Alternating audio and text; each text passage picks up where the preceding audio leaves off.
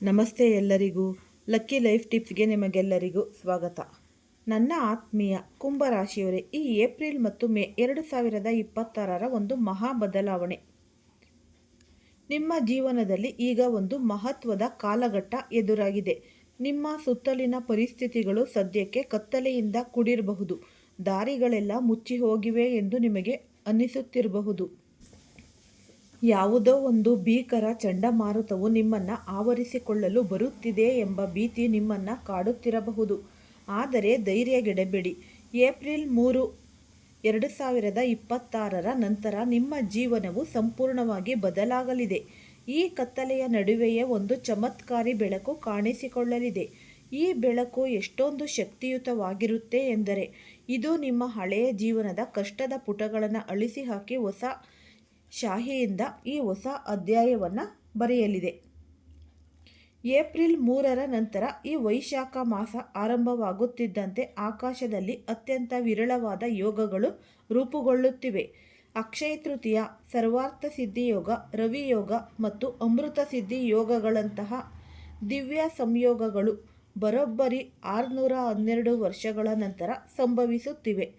ಈ ಸಮಯದಲ್ಲಿ ಮಂಗಳ ಮತ್ತು ರಾಹು ಒಂದೆಡೆ ಸೇರಿ ಪ್ರಭಾವ ಬೀರುತ್ತಿದ್ದರೆ, ಮತ್ತೊಂದೆಡೆ ಕೇತು ಮತ್ತು ಶುಕ್ರರು ತಮ್ಮ ಪಥವನ್ನು ಬದಲಿಸುತ್ತಿದ್ದಾರೆ. ಈ 4 ಗ್ರಹಗಳ ಶಕ್ತಿಯು ಒಂದಕ್ಕೊಂದು ಸಂಘರ್ಷಗೊಳ್ಳಿದಾಗ ನಿಮ್ಮ ಜೀವನದ ಪ್ರತಿಯೊಂದು ಕ್ಷೇತ್ರದಲ್ಲಿಯೂ ಒಂದು ರೀತಿಯ ಭೂಕಂಪನ ಉಂಟಾದಂತೆ ಅನುಭವವಾಗುತ್ತೆ. ಅಂದರೆ ಹಳೆಯ ಕಷ್ಟದ ಬೆಟ್ಟಗಳು ಕುಸಿದು ಬಿದ್ದು ಯಶಸ್ಸಿನ ಹೊಸ ಭೂಮಿ ನಿಮ್ಮೆದುರು ತೆರೆದುಕೊಳ್ಳಲಿದೆ. ಮುಂದಿನ 60 ದಿನಗಳು ನಿಮ್ಮ ಪಾಲಿಗೆ ಅತ್ಯಂತ ಸ್ಮರಣೀಯವಾಗಿದೆ. ಈಗ ನಾನು ಹೇಳುತ್ತಿರುವ ವಿಚಾರಗಳು ಅತ್ಯಂತ ರಹಸ್ಯವಾದವು ಮತ್ತು ಶಕ್ತಿಯುತವಾದವು. ಇದನ್ನು ನಿಮ್ಮ ಆಪ್ತರಿಗಾಗಲಿ ಅಥವಾ ನೆರೆಹೊರೆಯವರಿಗಾಗಲಿ ತಿಳಿಸಲು ಹೋಗಬೇಡಿ. ಗೋಡೆಗಳಿಗೂ ಕಿವಿ ಇರುತ್ತೆ ಎಂಬ ಮಾತನ್ನು ಮರೆಯಬೇಡಿ. ನಿಮ್ಮ ಪ್ರಗತಿಯನ್ನು ಸಹಿಸದವರು ನಿಮ್ಮ ದಾರಿಗೆ ಅಡೆತಡೆಗಳನ್ನು ತರಲು ಪ್ರಯತ್ನಿಸಬಹುದು. ಆದ್ದರಿಂದ ನಿಮ್ಮ ಮುಂದಿನ ಯೋಜನೆಗಳನ್ನು ನಿಮ್ಮ ಎದೆಯ ಆಳದಲ್ಲಿಯೇ ಬಚ್ಚಿಟ್ಟುಕೊಳ್ಳಿ. ನಿಮ್ಮ ನೆರಳಿಗೆ ಸಹ ಇದರ ಸುಳಿವು ಸಿಗದಂತೆ ಎಚ್ಚರಿಕೆಯನ್ನು ವಹಿಸಿ. ಈ ಸಮಯದಲ್ಲಿ ನಿಮ್ಮ ಬೆನ್ನ ಹಿಂದೆ ಹೊಟ್ಟೆ ಕಿಚ್ಚು ಪಡುವವರು ಹೆಚ್ಚಾಗ್ತಾರೆ.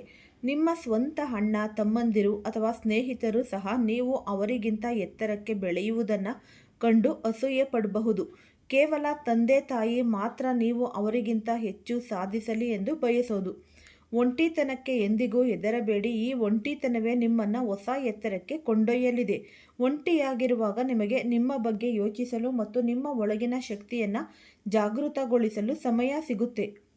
ಇಂದಿನ ಈ ಕಹಿ ಘಟನೆಗಳನ್ನು ಮರೆತು ಬಿಡಿ. ಯಾರೋ ನಿಮ್ಮನ್ನು ಬಿಟ್ಟು ಹೋಗಿರಬಹುದು, ಯಾರೋ ನಂಬಿಕೆ ದ್ರೋಹ ಮಾಡಿರಬಹುದು ಅಥವಾ ಯಾವುದೋ ಘಟನೆ ನಿಮ್ಮ ಮನಸ್ಸನ್ನು ಕಲಕಿರಬಹುದು. ಆ ನೆನಪುಗಳನ್ನು ಹಿಡಿದಿಟ್ಟುಕೊಳ್ಳುವುದು ಎಂದರೆ ನಿಮ್ಮ ಕಾಲಿಗೆ ನೀವೇ ಬೇಡಿ ತೊಟ್ಟುಕೊಂಡಂತೆ. ಪ್ರಪಂಚದ ಎಲ್ಲ ಜವಾಬ್ದಾರಿ ನಿಮ್ಮ ಮೇಲೆಯೇ ಇಲ್ಲ ಎಂಬುದನ್ನು ನೆನಪಿಡಿ. ಮೊದಲು ನಿಮ್ಮ ಜೀವನವನ್ನು ಸುಧಾರಿಸಿಕೊಳ್ಳಿ, ಆಮೇಲೆ ಬೇರೆಯವರಿಗೆ ಸಹಾಯ ಮಾಡುವುದರ ಬಗ್ಗೆ ಯೋಚಿಸಿ. ನೀವು ಬಲಿಷ್ಠರಾದಾಗ ಮಾತ್ರ ಇತರರಿಗೆ ಆಸರೆಯಾಗಲು ಸಾಧ್ಯ. ಈ 60 ದಿನಗಳಲ್ಲಿ ನಿಮ್ಮ ವೃತ್ತಿ ಜೀವನದಲ್ಲಿ ಅಭೂತಪೂರ್ವ ಬದಲಾವಣೆಗಳು ಬರಲಿವೆ. ವ್ಯಾಪಾರದಲ್ಲಿ ಒಂದು ದೊಡ್ಡ ಕ್ರಾಂತಿಯೇ ಸಂಭವಿಸಲಿದೆ. ಇದುವರೆಗೆ ಮುಚ್ಚಿದ್ದ ಬಾಗಿಲುಗಳು ಒಂದೊಂದಾಗಿ ತೆರೆದುಕೊಳ್ಳುತ್ತೆ. ಉದ್ಯೋಗದಲ್ಲಿರುವವರಿಗೆ ಅನಿರೀಕ್ಷಿತ ಬಡ್ತಿ ಸಿಗುವ ಸಾಧ್ಯತೆ ಇದೆ. ನೀವು ಕೆಲಸ ಮಾಡುವ ಸ್ಥಳದಲ್ಲಿ ನಿಮ್ಮ ಗೌರವ ಹೆಚ್ಚಾಗಲಿದೆ. ಹೊಸ ಜವಾಬ್ದಾರಿಗಳು ನಿಮ್ಮನ್ನು ಹುಡುಕಿಕೊಂಡು ಬರುತ್ತೆ. ಹಣಕಾಸಿನ ಹರಿವು ಹೆಚ್ಚಾಗುವುದರಿಂದ ನಿಮ್ಮ ಆತ್ಮವಿಶ್ವಾಸ ದುಪ್ಪಟ್ಟವಾಗುತ್ತೆ. ಆದರೆ ನೆನಪಿಡಿ, ಈ ಸಮಯದಲ್ಲಿ ಕೆಲಸದ ಸ್ಥಳದಲ್ಲಿ ಯಾರನ್ನು ಅಂಧವಾಗಿ ನಂಬಬೇಡಿ. ನಿಮ್ಮ ಕೈ ಕೆಳಗಿನ ನೌಕರ ಆಗಲಿ ಅಥವಾ ಹಳೆಯ ನಂಬಿಕಸ್ಥ ವ್ಯಕ್ತಿಯೇ ಆಗಲಿ, ಪ್ರತಿಯೊಂದು ಕೆಲಸದ ವಿವರವನ್ನು ನೀವೇ ಖುದ್ದಾಗಿ ಪರಿಶೀಲಿಸಿ. ದಾಖಲೆಗಳನ್ನು ಸರಿಯಾಗಿ ಓದದೆ ಸಹಿ ಹಾಕಬೇಡಿ. ಸರ್ಕಾರಿ ಕೆಲಸಗಳು ಅಥವಾ ತೆರಿಗೆಗೆ ಸಂಬಂಧಿಸಿದ ವಿಷಯಗಳಲ್ಲಿ ಕಿಂಚಿತ್ತೂ ನಿರ್ಲಕ್ಷ್ಯ ಬೇಡ.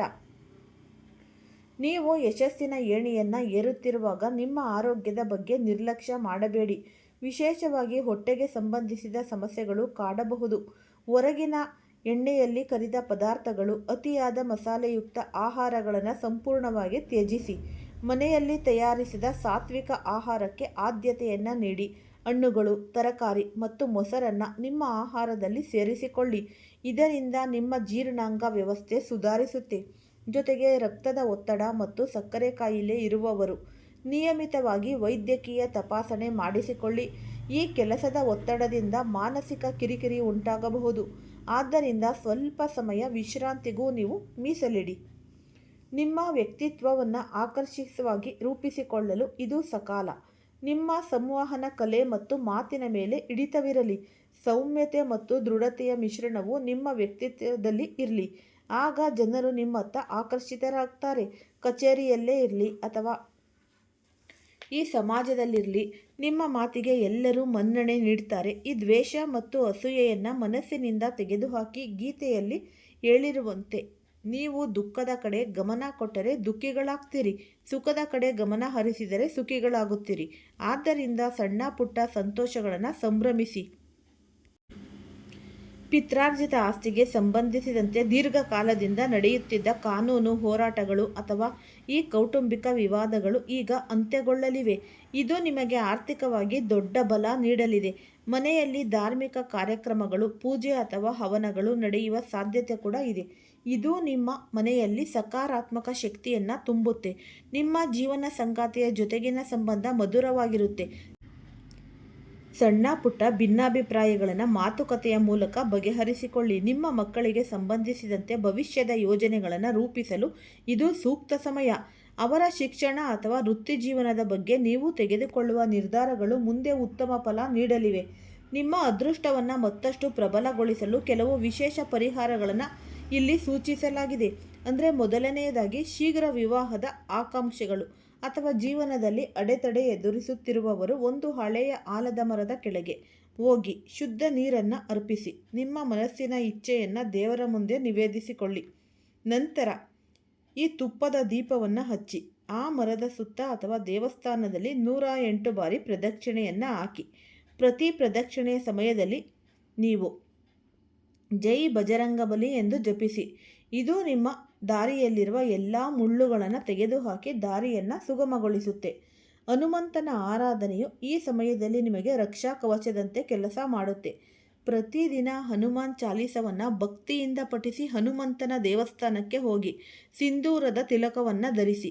ಇದರಿಂದ ನಿಮ್ಮಲ್ಲಿ ಅಪಾರ ಶಕ್ತಿ ಮತ್ತು ಚೈತನ್ಯ ಮೂಡುತ್ತೆ. ಯಾವುದೇ ದೊಡ್ಡ ನಿರ್ಧಾರ ತೆಗೆದುಕೊಳ್ಳುವ ಮೊದಲು ಅಥವಾ ಹೊಸ ಕಾರ್ಯ ಆರಂಭಿಸುವ ಮೊದಲು ಭಗವಂತನ ಸ್ಮರಣೆ ಮಾಡುವುದನ್ನು ಮರೆಯಬೇಡಿ. ಈ ಏಪ್ರಿಲ್ ಮತ್ತು ಮೇ ತಿಂಗಳುಗಳು ನಿಮ್ಮ ಜೀವನದ ಸುವರ್ಣ ಅಕ್ಷರಗಳಲ್ಲಿ ಇವೆ. ಕಷ್ಟಗಳ ನಂತರ ಸುಖ, ಕತ್ತಲೆಯ ನಂತರ ಬೆಳಕು ಬರುವುದು ಪ್ರಕೃತಿಯ ನಿಯಮ. ಕುಂಭರಾಶಿಯವರ ಪಾಲಿಗೆ ಈ ಒಂದು ಸಮಯ ಈಗ ಬಂದಿದೆ. ತಾಳ್ಮೆಯಿಂದ ಇರಿ, ಶ್ರಮ ವಹಿಸಿ ಕೆಲಸ ಮಾಡಿ ಮತ್ತು ದೈವ ಬಲದ ಮೇಲೆ ನಂಬಿಕೆ ಇರಲಿ. ನಿಮ್ಮ ಗುರಿಗಳನ್ನು ತಲುಪುವವರೆಗೂ ಯಾರ ಮುಂದೆಯೂ ಅತಿಯಾಗಿ ಮಾತನಾಡಬೇಡಿ. ನಿಮ್ಮ ಯಶಸ್ಸೇ ಎಲ್ಲರಿಗೂ ಉತ್ತರವನ್ನು ನೀಡುತ್ತೆ. ಈ ಜ್ಞಾನವನ್ನು ನಿಮ್ಮ ಜೀವನದಲ್ಲಿ ಅಳವಡಿಸಿಕೊಳ್ಳಿ. ಸಕಾರಾತ್ಮಕವಾಗಿ ಯೋಚಿಸಿ, ಆಗ ನಿಮ್ಮ ಸುತ್ತಲಿನ ಪ್ರಪಂಚವು ಸಕಾರಾತ್ಮಕವಾಗಿ ಬದಲಾಗುತ್ತೆ. ವಿಜಯ ನಿಮ್ಮದಾಗುತ್ತೆ. ನನ್ನ ಆತ್ಮೀಯ ಕುಂಭರಾಶಿಯವರೇ, ನೀವು ನಿಮ್ಮ ಜೀವನದಲ್ಲಿ ಎಂದಿಗೂ ಮಾಡಬಾರದ ಈ 3 ತಪ್ಪುಗಳ ಬಗ್ಗೆ ವಿವರವಾಗಿ ತಿಳಿಬೇಕು. ಮೊದಲನೆಯದಾಗಿ, ಯಾರನ್ನೂ ಕಣ್ಣು ಮುಚ್ಚಿ ನಂಬಬೇಡಿ. ನಂಬಿಕೆ ಎನ್ನುವುದು ಸಂಬಂಧಗಳ ಒಂದು ಅಡಿಪಾಯ. ನಿಜ, ಆದರೆ ವಿವೇಚನೆಯಿಲ್ಲದ ನಂಬಿಕೆ ಅಪಾಯಕಾರಿ. ಯಾರೋ ಒಬ್ಬರು ಬಂದು ನಿಮ್ಮ ಹತ್ತಿರ ಸಿಹಿಯಾಗಿ ಮಾತನಾಡಿದ ತಕ್ಷಣ ಅವರು ನಿಮ್ಮ ಹಿತೈಷಿಗಳು ಎಂದು ಭಾವಿಸಬೇಡಿ. ನಿಮ್ಮ ಕುಂಡಲಿಯ ದೋಷದ ಪ್ರಕಾರ ನೀವು ಈ ಹಿಂದೆ ಅತಿ ಹೆಚ್ಚು ನಷ್ಟ ಅನುಭವಿಸಿರುವುದು ಇತರರನ್ನು ಕುರುಡರಾಗಿ ನಂಬಿದ ಕಾರಣಕ್ಕೆ ಆಗಿದೆ. ಹಾಗಾಗಿ ಇನ್ಮುಂದೆ ಯಾರೇ ಆಗಲಿ ಅವರ ನಡೆ ನುಡಿಗಳನ್ನು ಪರೀಕ್ಷಿಸದೆ ನಿಮ್ಮ ಗುಟ್ಟುಗಳನ್ನು ಬಿಟ್ಟುಕೊಡಬೇಡಿ. ಎರಡನೆಯ ತಪ್ಪು ಏನೆಂದರೆ, ನಿಮ್ಮ ಜೀವನದ ಗುಪ್ತ ರಹಸ್ಯಗಳನ್ನು ಮತ್ತು ಭವಿಷ್ಯದ ಯೋಜನೆಗಳನ್ನು ಎಲ್ಲರ ಮುಂದೆ ಹಂಚಿಕೊಳ್ಳುವುದು.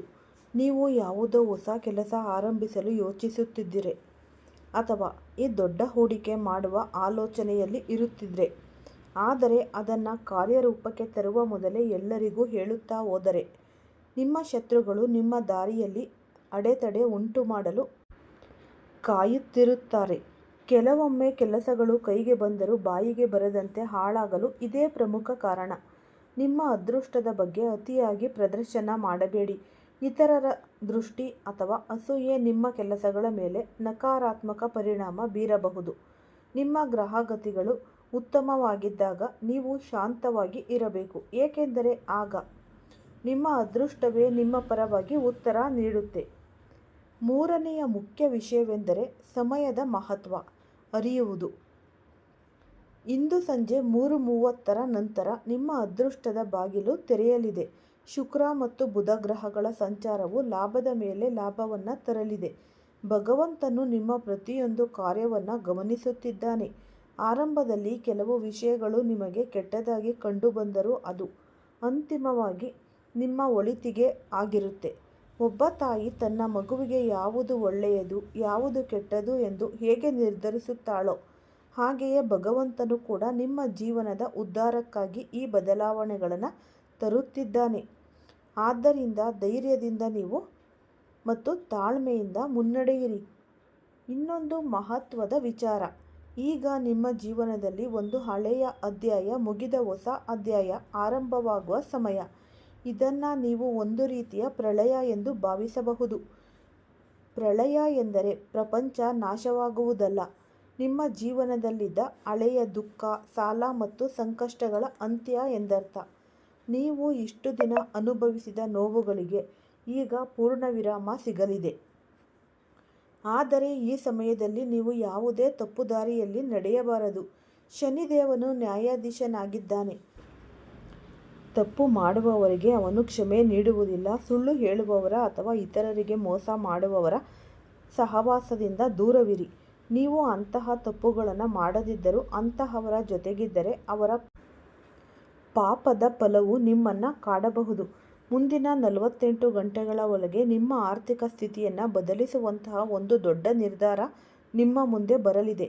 ಹಳೆಯ ಸಾಲಗಳು ತೀರಬಹುದು ಅಥವಾ ನಿರೀಕ್ಷಿಸದ ಮೂಲದಿಂದ ಹಣದ ಹರಿವು ಉಂಟಾಗಬಹುದು. ಆದರೆ ಈ ಸಮಯದಲ್ಲಿ ನಿಮ್ಮ ಮನಸ್ಸು ಅಲೆದಾಡಬಹುದು, ಆತಂಕ ಉಂಟಾಗಬಹುದು. ಮನಸ್ಸನ್ನು ಹತೋಟಿಯಲ್ಲಿ ಇಡಿ.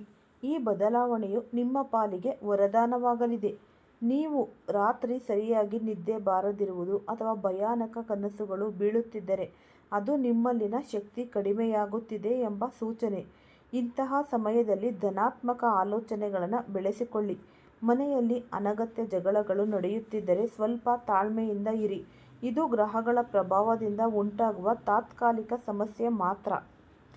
ನನ್ನ ಆತ್ಮೀಯ ಕುಂಭರಾಶಿಯವರೇ, ನೀವು ಜನಸಂದಣಿಯಲ್ಲಿ ಒಬ್ಬರಾಗಿರಲು ಹುಟ್ಟಿದವರಲ್ಲ, ನಿಮ್ಮದೇ ಆದ ದಾರಿಯನ್ನು ನಿರ್ಮಿಸಲು ಹುಟ್ಟಿದವರು. ನಿಮಗೆ ದೊಡ್ಡ ಕನಸುಗಳಿವೆ, ಆದರೆ ಅವುಗಳನ್ನು ನನಸು ಮಾಡುವ ಹಾದಿಯಲ್ಲಿ ನೀವು ಅತಿಯಾಗಿ ಆಲೋಚಿಸುತ್ತಾ ಕುಳಿತುಕೊಳ್ಳುತ್ತೀರಿ. ಈಗ ಸರಿಯಾದ ಸಮಯವಲ್ಲ, ಹಣದ ಕೊರತೆಯಿದೆ ಎಂದು ಈ ಒಂದು ಕುಂಟು ನೆಪಗಳನ್ನು ಹೇಳಬೇಡಿ. ಸಮಯವನ್ನು ನಾವೇ ಸರಿಯಾಗಿ ಮಾಡಿಕೊಳ್ಬೇಕು. ನೀವು ಯಾವಾಗ ಸಾಕು, ಇಂದಿನಿಂದ ನನ್ನ ಜೀವನ ಬದಲಾಗಬೇಕು ಎಂದು ಗಟ್ಟಿಯಾಗಿ ನಿರ್ಧರಿಸುತ್ತೀರೋ ಅಂದೇ ಬ್ರಹ್ಮಾಂಡವು ನಿಮಗಾಗಿ ರಸ್ತೆಗಳನ್ನು ತೆರೆಯಲು ಪ್ರಾರಂಭಿಸುತ್ತೆ. 2026ನೇ ವರ್ಷವು ನಿಮ್ಮ ಪಾಲಿಗೆ ಅದ್ಭುತವಾಗಿರಲಿದೆ. ಆದರೆ ಅದಕ್ಕೆ ಹಿಂದೆ ಈ ಒಂದು ಅಡಿಪಾಯ ಅನ್ನೋದು ಹಾಕಬೇಕು. ಮುಂದಿನ 7 ದಿನಗಳ ಕಾಲ ನೀವು 3 ಕೆಲಸಗಳನ್ನು ತಪ್ಪದೇ ಮಾಡಿ. ಮೊದಲನೆಯದಾಗಿ, ಬೆಳಗ್ಗೆ ಎದ್ದ ತಕ್ಷಣ ಈ ಧನಾತ್ಮಕ ಸಂಕಲ್ಪ ಮಾಡಿ. ಎರಡನೆಯದಾಗಿ, ದಿನವಿಡೀ ನಿಮ್ಮ ಗುರಿಯನ್ನು ತಲುಪಲು ಕನಿಷ್ಠ ಒಂದು ಕೆಲಸವನ್ನಾದರೂ ಪ್ರಾಮಾಣಿಕವಾಗಿ ಮಾಡಿ. ಮೂರನೆಯದಾಗಿ, ರಾತ್ರಿ ಮಲಗುವ ಮುನ್ನ ದೇವರ ಮೇಲೆ ಭಾರ ಹಾಕಿ ನಿಶ್ಚಿಂತೆಯಿಂದ ಮಲಗಿ. ಭಯ ಎನ್ನುವುದು ಕನಸುಗಳ ದೊಡ್ಡ ಶತ್ರು. ಜನರು ಏನು ಅಂದುಕೊಳ್ಳುತ್ತಾರೆ ಎಂಬ ಚಿಂತೆಯನ್ನು ಬಿಡಿ. ನಿಮ್ಮಲ್ಲಿ ಅದ್ಭುತವಾದ ಶಕ್ತಿ ಇದೆ, ಅದನ್ನು ಸರಿಯಾದ ದಿಕ್ಕಿನಲ್ಲಿ ಬಳಸಿ. ಶನಿದೇವನ ಆಶೀರ್ವಾದ ಸದಾ ನಿಮ್ಮ ಮೇಲೆ ಇರುತ್ತೆ. ಸತ್ಯದ ಹಾದಿಯಲ್ಲಿ ನಡೆಯಿರಿ, ಯಾರಿಗೂ ಅನ್ಯಾಯ ಮಾಡಬೇಡಿ. ದೀನ ದಲಿತರಿಗೆ ಅಥವಾ ಅವಶ್ಯಕತೆ ಇರುವವರಿಗೆ ನಿಮ್ಮ ಕೈಲಾದ ಸಹಾಯವನ್ನು ಮಾಡಿ. ನೀವು ಮಾಡುವ ಚಿಕ್ಕ ಒಳ್ಳೆಯ ಕೆಲಸವು ದೊಡ್ಡ ಪುಣ್ಯವಾಗಿ ನಿಮ್ಮನ್ನು ಕಷ್ಟದ ಸಮಯದಲ್ಲಿ ಕಾಪಾಡುತ್ತೆ. ಈ ಭವಿಷ್ಯವಾಣಿಯು ನಿಮ್ಮ ಜೀವನದ ಹೊಸ ತಿರುವಿಗೆ ದಾರಿಯಾಗಲಿ. ಶನಿದೇವರನ್ನು ಭಕ್ತಿಯಿಂದ ಸ್ಮರಿಸಿ ನಿಮ್ಮ ಗುರಿಯತ್ತ ಹೆಜ್ಜೆಯನ್ನು ಇಡಿ. ಯಶಸ್ಸು ಖಂಡಿತ ನಿಮ್ಮದಾಗುತ್ತೆ. ಈ ವಿಡಿಯೋವನ್ನು ಫಸ್ಟಿಂದ ಹಿಡಿದು ಕೊನೆ ತನಕ ಸ್ಕಿಪ್ ಮಾಡ್ದಲೇ ನೋಡಿದ್ರೆ ತುಂಬಾ ಉಪಯುಕ್ತವಾದ ಮಾಹಿತಿ ನಿಮಗೂ ಕೂಡ ಲಭಿಸುತ್ತೆ. ಈ ವಿಡಿಯೋ ಇಷ್ಟ ಆಗಿದ್ದಲ್ಲಿ ಪುಟ್ಟದೊಂದು ಲೈಕ್ ಕೊಡೋದನ್ನು ಮರಿಬೇಡಿ. ಈ ರಾಶಿಯವರು ಯಾರೆಲ್ಲ ಇದ್ದೀರಾ ಅವರು ಹೆಚ್ಚಾಗಿ ಎಲ್ಲರಿಗೂ ಕೂಡ ಈ ವಿಡಿಯೋವನ್ನು ಶೇರ್ ಮಾಡಿ. ಓಂ ಶ್ರೀ ಶನೇಶ್ವರಾಯ ನಮಃ ಅಂತ ಕಮೆಂಟ್ ಬಾಕ್ಸ್ನಲ್ಲಿ ಕಮೆಂಟನ್ನು ಹಾಕಿ. ಇಲ್ಲ ಅಂದರೆ ನಿಮ್ಮ ಮನೆ ದೇವರು, ನಿಮ್ಮ ಕುಲದೇವರ ಹೆಸರನ್ನು ಈ ಕಮೆಂಟ್ ಬಾಕ್ಸ್ನಲ್ಲಿ ಹಾಕಿ. ಆದಷ್ಟು ನಂಬಿಕೆಯಿಂದ ತಾಳ್ಮೆಯಿಂದ ಇದ್ದಲ್ಲಿ ಭಗವಂತ ಯಾವತ್ತೂ ನಿಮ್ಮ ಕೈ ಹಿಡಿತಾನೆ. ನಿಮ್ಮ ಜೀವನದಲ್ಲಿ ಯಶಸ್ಸು, ಅಭಿವೃದ್ಧಿ ಪ್ರಾಪ್ತಿಯಾಗುತ್ತೆ. ಎಲ್ಲರಿಗೂ ಸಹ ಧನ್ಯವಾದಗಳು.